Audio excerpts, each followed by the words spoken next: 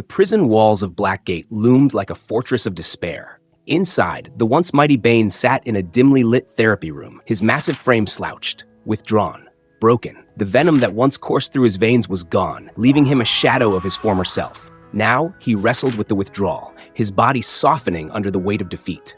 The therapist spoke with soft determination. "You can be better, Bane. You can heal." But Bane, ever the warrior, dismissed him with a wave of his hand.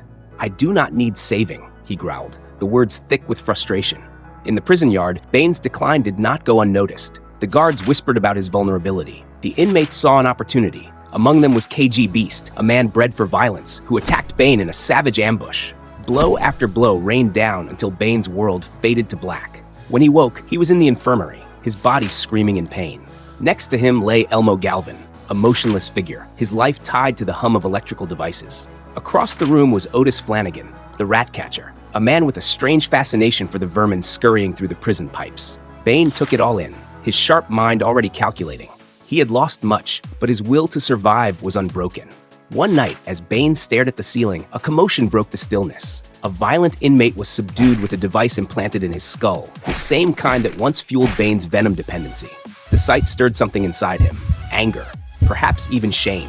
When the psychologist visited again, he handed Bane a small teddy bear, a replica of his childhood toy, Osoito.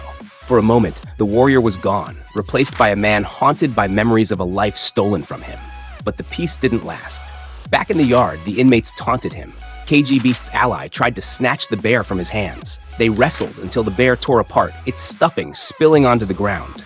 In the remnants, Bane found a sharp piece of metal. With precision born of fury, he drove it into the man's skull, ending the fight in a single, brutal moment. Solitary confinement followed, 6 months alone, in the dark. Yet Bane did not waste the time.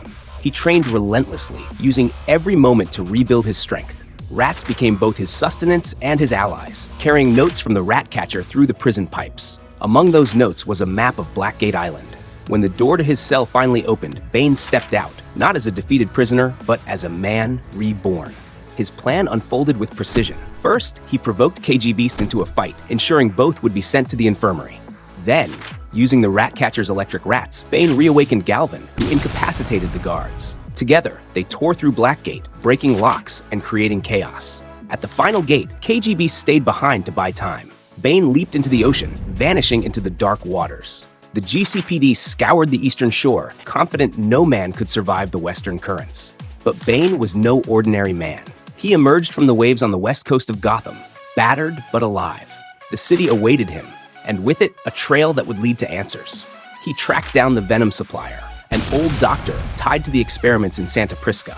The doctor revealed a chilling truth. Bane's father might still be alive. Before Bane could press further, the wall exploded.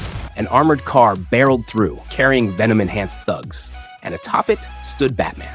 For a brief moment, Bane and Batman put aside their rivalry. Their fists and wits united against the venom-fueled chaos. Together, they defeated the thugs. But as the dust settled, the old doctor slipped away, leaving Bane with nothing but questions.